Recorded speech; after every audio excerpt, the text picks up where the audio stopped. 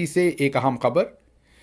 Army chief field marshal Asim Munir 12, 13, 14 जून को Washington DC तशरीफ ला रहे हैं।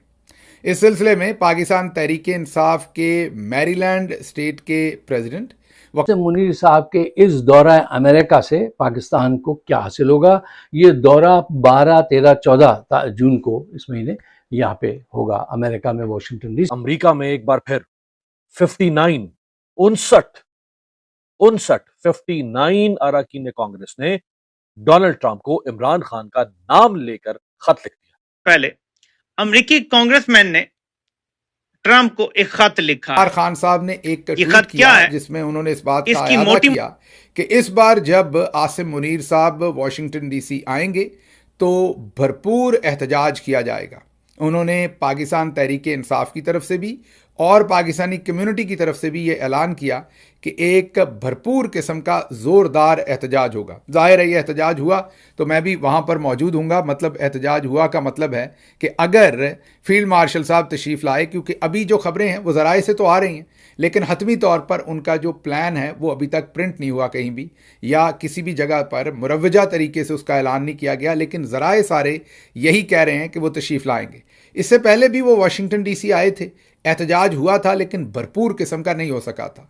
उसमें बहुत सारी वजूहात हैं, कुछ अंदर के लोग, कुछ बाहर के लोग, कुछ उन्होंने वक्त से पहले अपने एक मोतमदे ख़ास को जो कि आर्मी जनरल हैं उनको अमेरिका भेजा था। उन्होंने काफ़ी लोगों से मुलाकातें की थी जिसके बाद वो एहतजाज ना हो सका था, और जो कि पाकिस्तान तहरीक इंसाफ का जो रैंक एंड फाइल है उसने उस पर बहुत बुरा मनाया था। मैं जो अमेरिका के अंदर रैंक एंड फाइल है उसकी बात कर रहा हूँ, तो उन्होंने बहुत उस पर बुरा मनाया था। और इस दफ़ा इसीलिए अगर आप देखें तो अभी हल्की सी भिनक पड़ी है।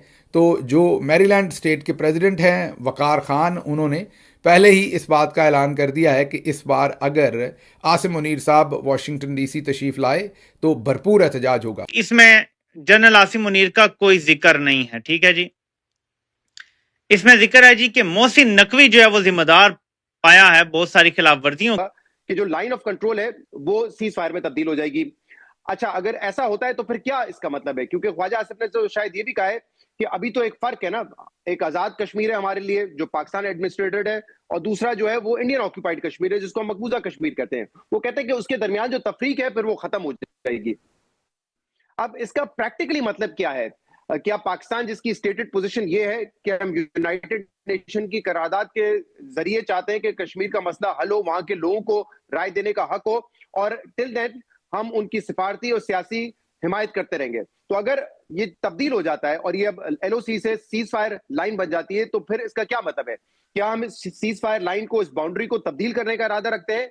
अगर ये इरादा है तो फिर शायद इंडिया को कोई मैसेजिंग करने की कोशिश की जा रही है, लेकिन मुझे नहीं लगता कि पाकिस्तान जिसका पूरी इस जंग में एक माहौल, इस पूरे माहौल में एक अमन का पैगाम था, वो ये कोशिश करेगा कि अगर ये हम शिमला मुआहिदा खत्म कर दे तो हम सीज फायर लाइन को और पीछे लेके जाने की कोशिश करें, जो हिस्सा इंडिया के पास है मकबूजा कश्मीर उसको लेने की कोशिश करें। मुझे नहीं लगता कि इस माहौल में हमने जो एटलीस्ट देखा है पाकिस्तान का मौकिफ उसमें ये करने की कोशिश करेगा। तो इसके अलावा फिर हम हासिल क्या करेंगे? What do we achieve out of it? ये मेरे लिए एक सवाल है। जहां तक कश्मीर का मामला है, हम उसको पहले भी इंटरनेशनल इश्यूज पे लेके जाते रहे।